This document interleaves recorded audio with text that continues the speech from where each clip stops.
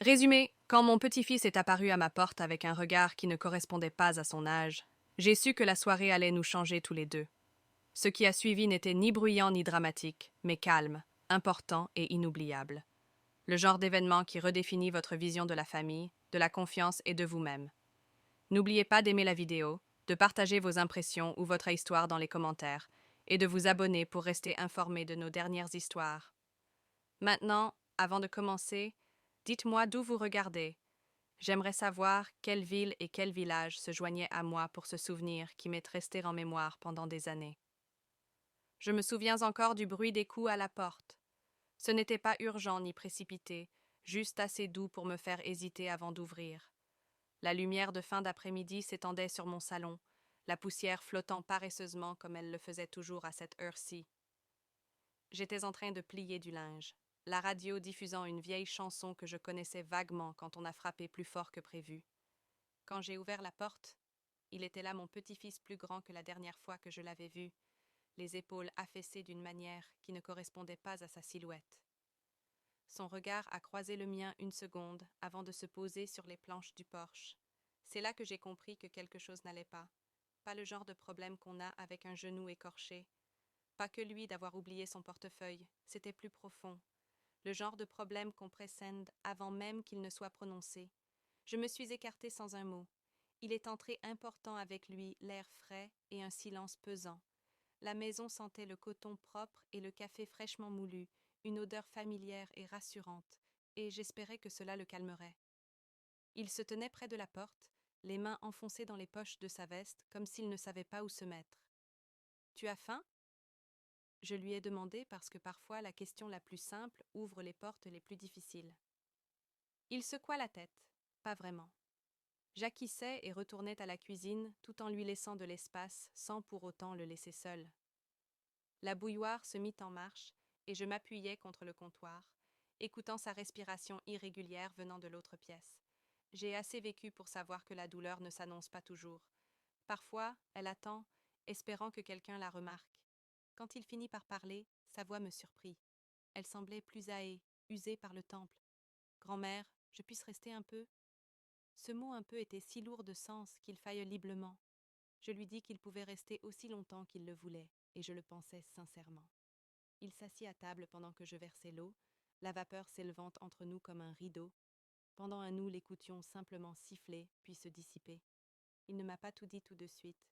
Il a tourné autour du pot, parlant de l'école, du travail, de ce petit quelque chose qui clochait. Je n'ai pas insisté. Je me suis souvenu de mon âge, combien c'était difficile d'admettre qu'on était perdu, surtout à quelqu'un qui m'avait vu grandir. Alors, je lui ai raconté la première fois où j'ai compris que l'âge adulte n'apportait pas de réponse, seulement des choix. Ses yeux se sont levés, croisant les miens, et j'ai vu une lueur de soulagement. Dehors, une voiture est passée, ses pneus crissant sur le bitume. À l'intérieur, le temps s'est ralenti. Il m'a demandé si je regrettais parfois les chemins que je n'avais pas empruntés. J'ai ri doucement, et je lui ai dit que le regret était un mauvais compagnon, mais que la réflexion pouvait être une bonne enseignante. Il a écouté, vraiment écouté, et j'ai compris que ce n'était pas simplement une question de besoin d'abri, un point d'ancrage solide auprès de quelqu'un qui n'essayait pas de le réparer. Alors que le soir s'installait, les ombres s'allongeaient et la tension qu'il portait semblait se relâcher un tout petit peu. Pas disparue, mais plus légère comme un manteau posé pour le coucher du soleil. Je l'observais attentivement, surveillé par la responsabilité silencieuse d'être un refuge pour quelqu'un. Je ne savais pas alors à quel point cette nuit me changerait aussi, comment elle me rappellerait que même plus tard dans la vie, nous découvrons encore ce que signifie être là l'un pour l'autre. La soirée s'installa doucement, comme elle le faisait quand mes enfants étaient petits, et le jour nous laissa enfin. J'allumai une lampe dans le salon, la douce lumière jaune réchauffant les coins, adoucissant tout. Il était assis sur le canapé, les coudes sur les genoux, fixant un poing sur le tapis comme s'il recelait des réponses qu'il n'avait pas encore trouvées. J'apportai 2 tasses de thé et lui en tendis une. Nos doigts se frôlèrent un tapin, mais il tressaillit tout de même, puis esquissa un demi-sourire d'excuse. Cela en disait plus que les mots. Il portait un lourd fardeau, quelque chose qui le pesait depuis bien plus longtemps qu'aujourd'hui. Nous sommes restés assis là, en silence. 1. J'ai appris avec le temps que le silence peut être un cadeau si on ne se précipite pas pour le combler.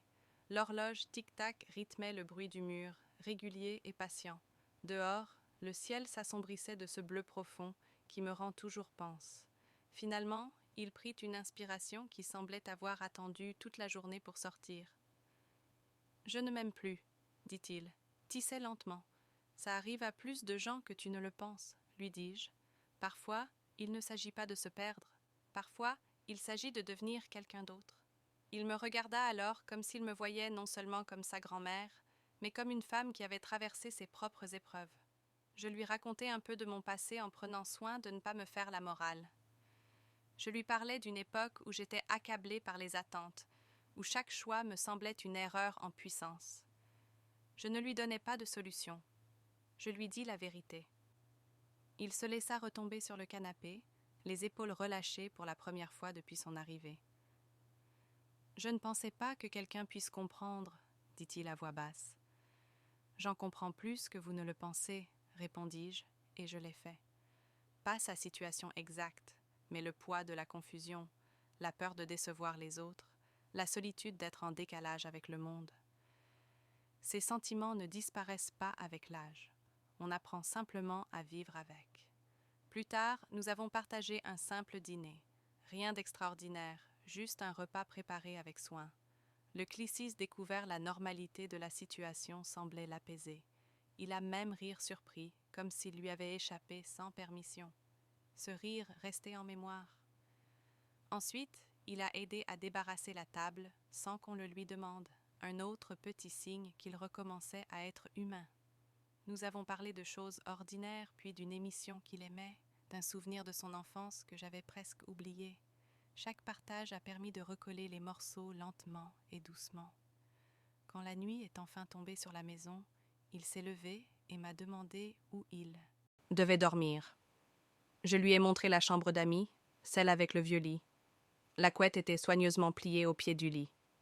Il s'arrêta sur le seuil, se retournant vers moi. « Merci, dit-il. C'est tout, mais cela portait en lui tout ce qu'il ne pouvait pas encore dire. Je le regardais fermer la porte, puis rester seul dans le couloir, à écouter la maison respirer. Je comprenais alors que ce n'était pas seulement une question de l'aider à traverser une épreuve, c'était une question de confiance, d'être présente quand quelqu'un choisit d'être vulnérable avec vous. Et tandis que j'éteignais les lumières, un sentiment de sérénité s'installa, sachant que demain apporterait plus de vérité, que nous y soyons prêts ou non. Je ne dormis pas beaucoup cette nuit-là, non pas parce que je craignais qu'il parte, mais parce que mes pensées tournaient sans cesse autour de son regard lorsqu'il était entré. Ce regard n'appartient pas à un âge ou à une génération. Il appartient à quiconque porte un fardeau qu'il ne sait pas comment déposer. Le matin arriva lentement, une lumière pâle. Il se glissa entre les rideaux et la maison grinça comme toujours au réveil. J'ai préparé le petit déjeuner par habitude, les gestes familiers m'apaisant, des œufs, des toasts, un café assez fort pour se faire remarquer. Quand il entra enfin dans la cuisine, ses cheveux étaient teints et bourriffés par le sommeil, mais son visage affichait une douceur que je n'avais pas vue la veille. Il s'assit à table, serra la tasse que j'avais posée devant lui et la fixa comme si elle pouvait lui répondre. « Je ne me rendais pas compte à quel point j'étais fatiguée, dit-il. »« Ça arrive quand on arrête enfin de retenir son souffle, réponds-je. » Il esquissa un sourire. Nous avons mangé en silence, mais ce n'était plus le silence pesant d'avant. Celui-ci l'avait mérité. Au bout d'un, il recommença à parler, cette fois plus directement, de la pression, du sentiment d'échouer, même en faisant tout ce qu'on attendait de lui, du fait qu'il ne savait pas qui il était censé être. Quand le brouhaha s'estompa, j'écoutais. Non pour le réparer, non pour le juger, juste pour l'entendre. Je lui dis qu'il avait le droit de faire une pause, que la vie n'est pas toujours un long fleuve tranquille, même si on a beau faire semblant. Je lui rappelais que la valeur d'une personne ne se mesure pas à sa vitesse ni à ses réussites. Ces mots n'étaient pas préparés. Ils venaient de mon Expérience de mes propres difficultés. À 1, il me demanda comment je savais quand persévérer et quand changer de cap.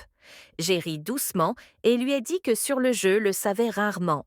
La clarté vient généralement plus tard, dis-je. En attendant, faites de votre mieux et soyez bienveillant envers vous-même. Nous sommes allés nous promener plus tard dans la matinée. Le quartier était calme, les feuilles crissaient sous mes pas, l'air était frais et pur. Il marchait à mes côtés, suivant mon rythme sans même y penser. De temps en temps, il me montrait quelque chose, un souvenir lié à une maison ou un arbre. Je réalisais combien de sa vie j'avais été témoin de loin, et combien il était rare que nous nous trouvions côte à côte ainsi. À mi-chemin de la rue, il s'arrêta et se tourna vers moi. « Je suis content d'être venu ici, » dit-il. Je ne savais pas où aller. Je lui serrai la main brièvement et fermement. « Tu es venu parce que tu savais que tu serais en sécurité, » lui dis-je. « Ça compte. » En rentrant, je sentis quelque chose changer en moi aussi. Un rappel que même maintenant, même après des années à penser que mon rôle était en grande partie derrière moi, j'avais encore quelque chose d'important à offrir. Pas seulement des réponses, mais aussi une présence, une perspective ou de l'attention. Cet après-midi-là, il passa un coup de fil qu'il avait évité. Je n'écoutais pas, mais j'entendis la sérénité dans sa voix quand il eut terminé. Il semblait plus léger après, comme quelqu'un qui avait franchi une étape difficile et l'avait surmontée. Ah, où le soleil commença à décliner. La maison était différente, non pas plus silencieuse, mais plus pleine. Je savais qu'il avait encore un long chemin à parcourir, mais je savais aussi que cela nous marquerait tous les deux. Un tournant non pas parce que tout était résolu, mais car quelque chose d'essentiel avait été vu, dit respecté. La dernière soirée fut plus calme que prévu. Il avait passé la majeure partie de l'après-midi à faire ses valises, non pas parce que je lui avais demandé de partir, mais parce qu'il disait être prêt à affronter ce qu'il avait évité. Il y avait désormais une assurance dans ses mouvements, ni précipités, ni lourds, juste délibérés. Cela seul me disait que quelque chose d'important avait changé. Nous nous sommes assis ensemble une dernière fois à la table de la cuisine alors que le crépuscule s'installait.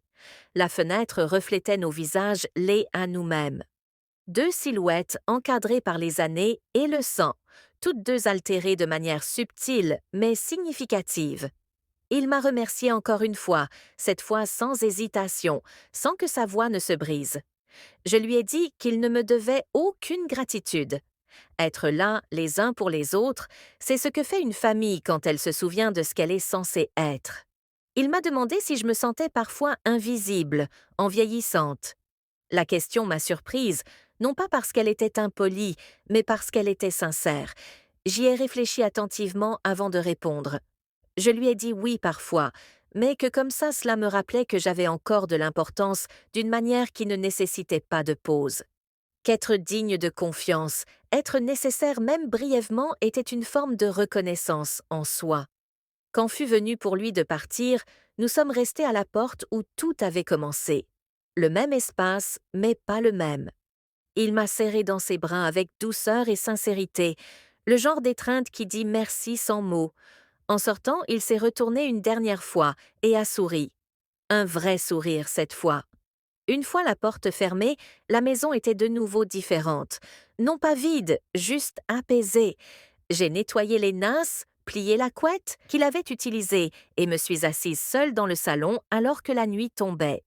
J'ai pensé à la facilité avec laquelle nous supposons que nous les plus importants sont derrière nous et à quel point cette supposition peut être erronée. Cette expérience m'a marquée pendant des années, car elle m'a rappelé que les liens ne s'estompent pas avec l'âge, que la compréhension peut être réciproque et que parfois la chose la plus importante que l'on puisse offrir à quelqu'un n'est ni un conseil ni une solution, mais un refuge lorsque le monde est incertain. Je n'ai pas changé sa vie du jour au lendemain. Il n'a pas changé la mienne non plus, mais nous nous sommes rencontrés avec sincérité dans une relation qui comptait, et j'ai appris que c'est plus précieux que cela,